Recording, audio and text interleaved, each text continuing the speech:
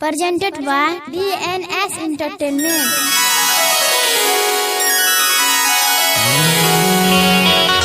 देखिए भैया, हम गायक बंशीधर चौधरी और हमारे छोटे भाई गौरव ठाकुर जी आज हम दोनों भाई मिलकर एक बहुत शानदार जीजा जी और साली के गीत DNS एंटरटेनमेंट के माध्यम से आप सबके बीच लेके आए बानी। ये गाना के ज़्यादा से ज़्यादा प्यार दी, आशीर्वाद दी और चैनल के लाइक सब्सक्राइब करी और घंटी दबा के टनटनाए रही।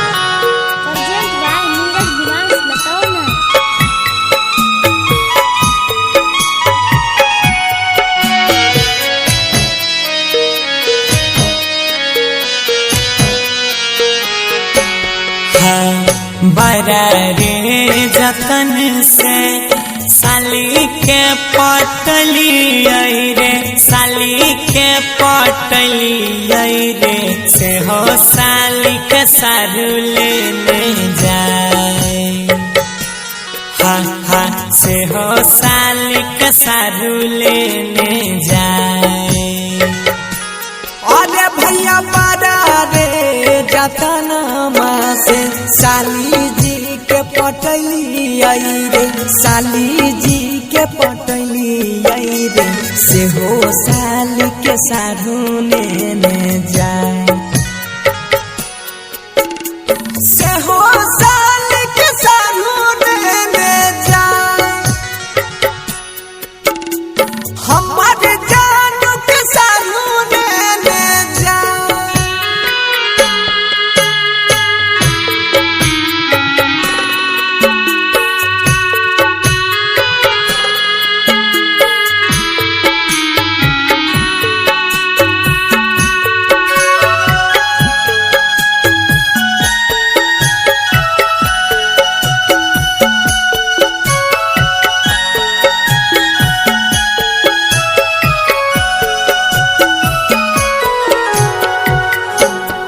हो भैया दामी दामी लहंगा चोली किनी किनी दिली हो, लानी लानी दिली हो, सारू सारी पिन्हाई लेने जाए।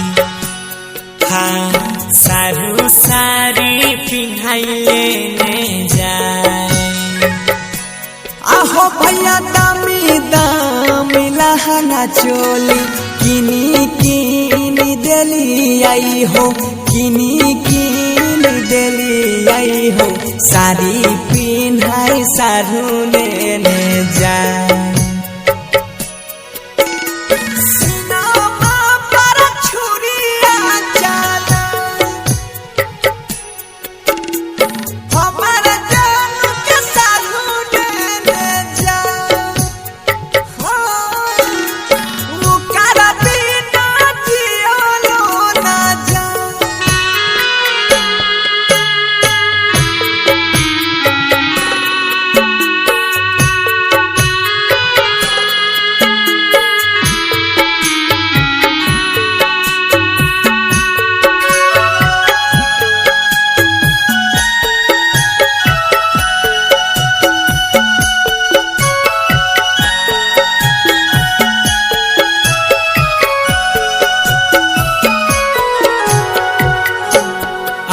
रामा बेकार भेल करल धारल, छुटाल संगतिया हो, छुटाल संगतिया हो, ससुरा जाय के जैते सब भुलाए।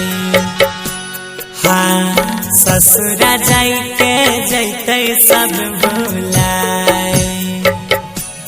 आहो भैया बेकार भेल करल धारल, बनसिया गौरव के सोनुआ विमल साबा के ससुरा जाय